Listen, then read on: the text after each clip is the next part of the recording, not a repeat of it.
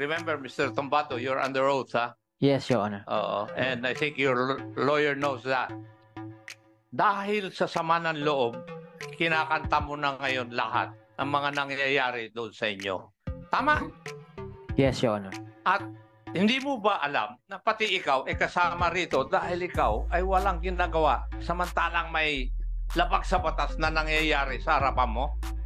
Sinabi mo rin doon na corruption would reach DOTR and Malacanang. Tama rin po? Yes, Your Honor. And then sinabi mo rin na 2 congressmen ang involved. Ang sinabi mo doon sa interview, sinabi sa iyo ni Attorney Guadis that 2 congressmen were also in on the collection of 5 million from transactions such as the opening of new routes or franchises. Sa GMA News yan. Ako ang hahabol sa iyo, iho. Kasi according to Madam Maki Pulido, tinawagan niya ako nung araw na yon. At sinasabi na merong 2 congressmen na sinabi ni Attorney Guadis sa iyo na kasama sa 5 million transaction. At yung 2 congressmen na yon, huwag na kayong magbulan 2. Baka mamaya pag-untugin pa rin 2 yung ulo eh. Your Honor, wala po. Ang 2 congressmen na yon allegedly were or are Congressman Sandro Marcos and this representation, Congressman Romeo M. Acop. Asked LTFRB, are you aware of the existence of Republic Act number 11032? Ease of doing business, Mr. Chair. Yes, Chair. Yes. And have you complied with this? Yes, Mr. Chair, we are complying with In it. other words, LTFRB has an online application system. Tama po ba? What we have right now is Hindi, the... sagutin niyo muna sa akin. Intindi mo. You're a lawyer, madam. I'm also a lawyer. Pero ang problema lang, ako'y trained sa military at saka sa police. Kung nagtanong po ako, kung yes or no, you answer yes or no. Meron po ba kayong LTFRB online application system? Only in NCR, Mr. Chair. In other words, you have not complied with the requirements of Republic Act number 11032. Yes, Mr. Chair, not fully, Mr. Chair. Yes, and why is it so? So that all the stakeholders in the transport system will not have any problem insofar as their application is concerned or our applications are concerned. We are considering, Mr. Chair,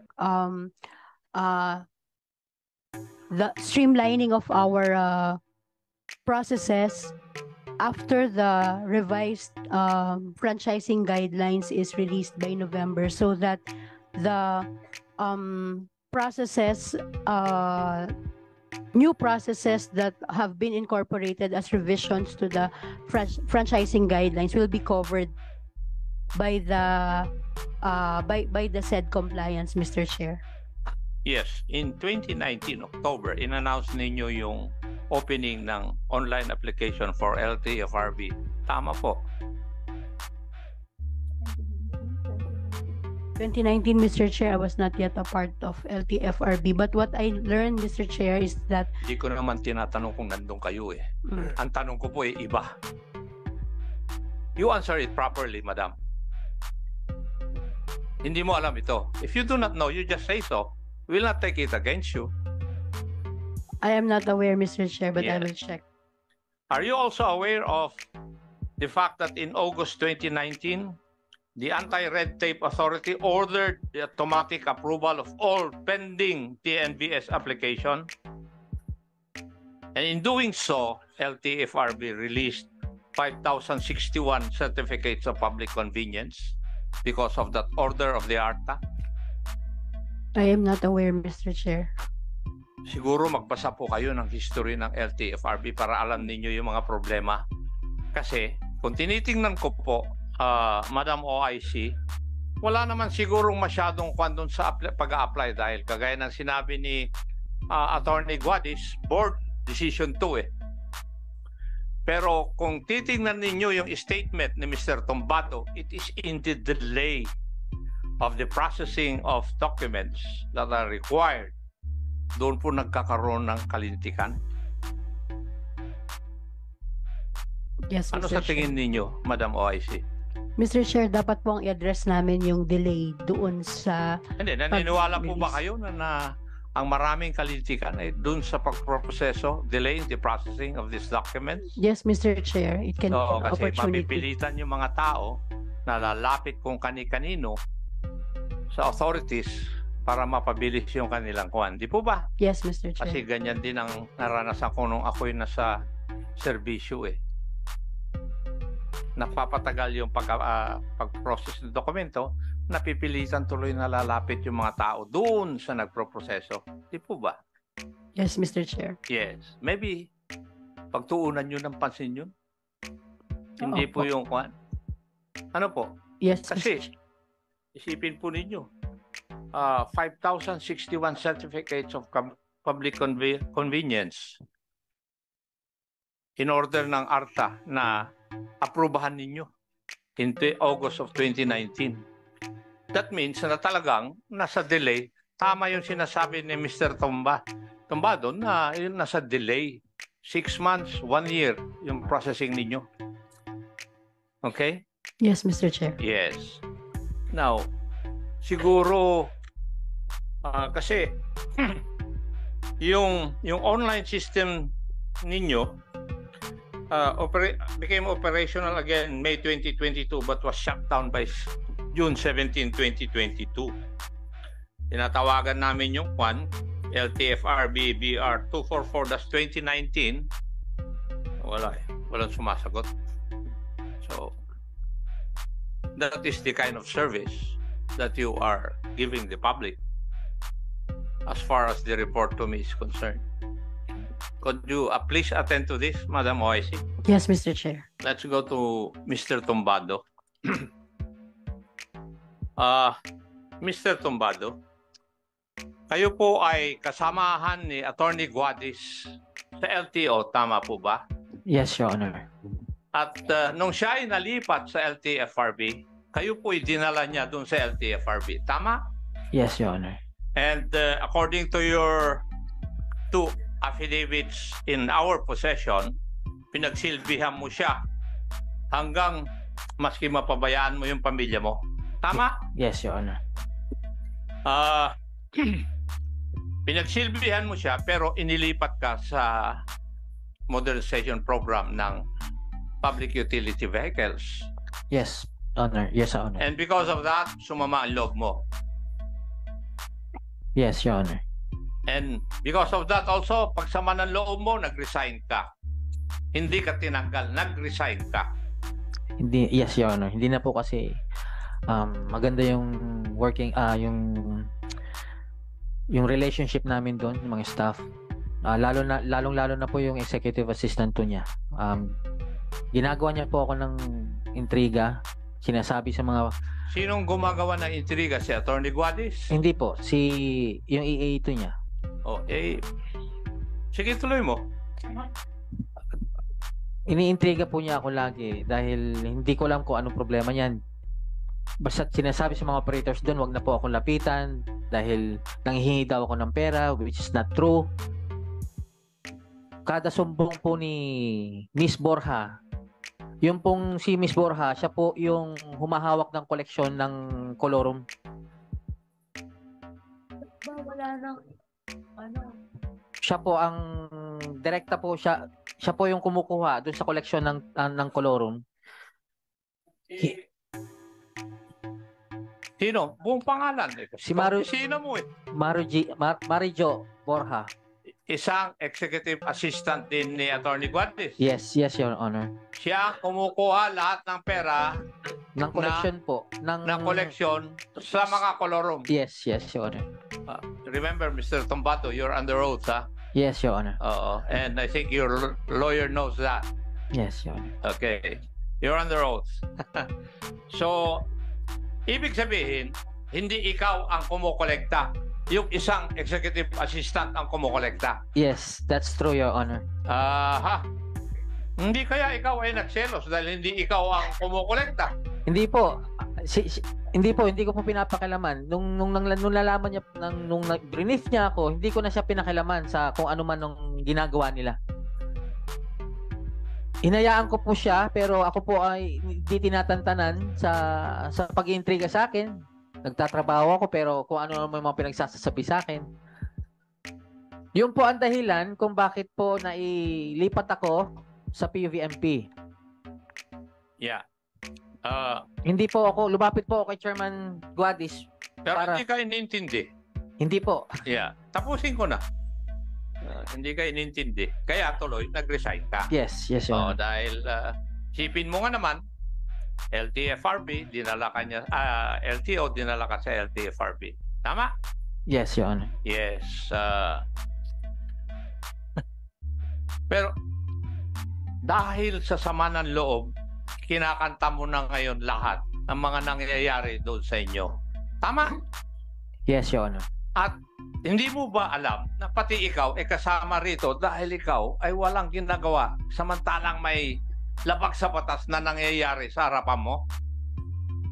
I'm not aware, Your Honor. Oh, ay ikaw nagsabi mismo na si Madam Borja Wala po ay akong tumatanggap participation. ng koleksyon Yes. sa kwan eh. Oo. Your Honor, Hindi ba labag sa batas yun? labag po sa batas, pero wala po akong participation na sa particular Hindi ko na... naman sinasabing may participation ka eh. Ang sinasabi ko, alam mo, nangyayari sa harapan mo. Yes, Your Honor. Yeah. Di ba? Yes. And you can ask your lawyer. Hindi ka kaya guilty rin? Tanungin mo siya. Pakitanong.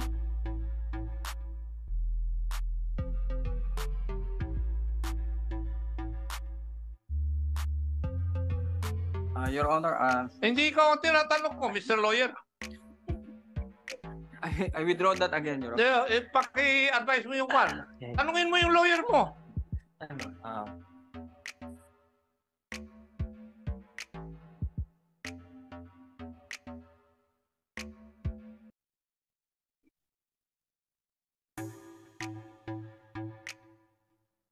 Your Honor.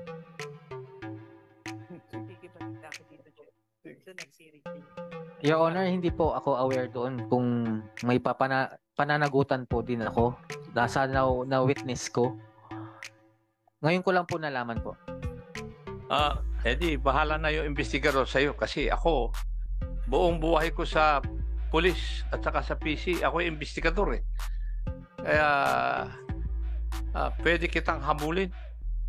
Dahil may nangyayaring krimen sa harapan mo, nalalaman mo, wala kang ginagawa. Kaya nga sabi ko, tanuin mo yung abogado mo eh. Diba? Iho. Now, in October 9, lumabas ka sa media, tama? Kasama si Mr. Balvena at saka yung Manibela Group. Yes, Your Honor. And the allegations or accusations you have stated in media generally were the following. 1.5 million is paid in exchange of approval of franchise, securing routes and special permits. Tama po ba na sinabi niyo yun? 5 million pala? Hindi Yeah. 1.5 million. Yes, Your Honor. And sinabi mo rin doon na corruption would reach DOTR and Malacanang. Tama rin po? Yes, Your Honor. And then sinabi mo rin na 2 congressmen ang involved. Wala po ako natatandaan na sinabi ko may mga involved na congressmen, Your Honor. Ang sinabi mo doon sa interview, sinabi sa iyo ni Attorney Guadis that 2 congressmen were also in on the collection of 5 million from transactions such as the opening of new routes or franchisers. Sa GMA News yan. No, Your Honor. Hindi po na-miss lang po ako. Anong na-miss? Could you please Na-miss- clarify? Na-misinterpret lang po ako Hindi sa mo sinabi ko. sinabi o na-misinterpret ka? Na-misinterpret po nila. So, ibig sabihin, Wala. ano ang binanggit mo? Hmm. Ako ang hahabol sa iyo, iho. Kasi, according to Madam Maki Pulido, tinawagan niya ako nung araw na yon. At sinasabi na merong 2 congressmen na sinabi ni Attorney Guadis sa iyo na kasama sa 5 million transaction. At yung 2 congressmen na yon, wag na kayong magbulan 2. Baka mamaya pag-untugin pa yung dalawa yung ulo eh. Your Honor, wala po Ang dalawang congressmen na yun allegedly were or are Congressman Sandro Marcos and this representation, Congressman Romeo M. Acop. Iho, I have been in the service, public service for less than 50 years. Ang Sir. kaso ko lang ay double at multiple murder. Walang corruption. Your Honor, hindi ko po kayo inuugnay sa korupsyon. Wala po akong sinasabi sa salaysay Tinatanong nga ko. kita eh. Wala po. Wala po, Your Honor. Yun yung sinabi ni Miss Maki Pulido. Wala po. Tinanong niya ako ang sinagot ko sa kanya, hindi ko pa nakikita yung clip na yan at wala pang statement si Mr. Affidavit si Mr. Tumbado. Dahil kung hindi, sa korte kami magkikita. Oo, kasi kung kasama po kayo, kasama po din sa recantation ko po yung pangalan ninyo, tsaka ni Kong Marcos.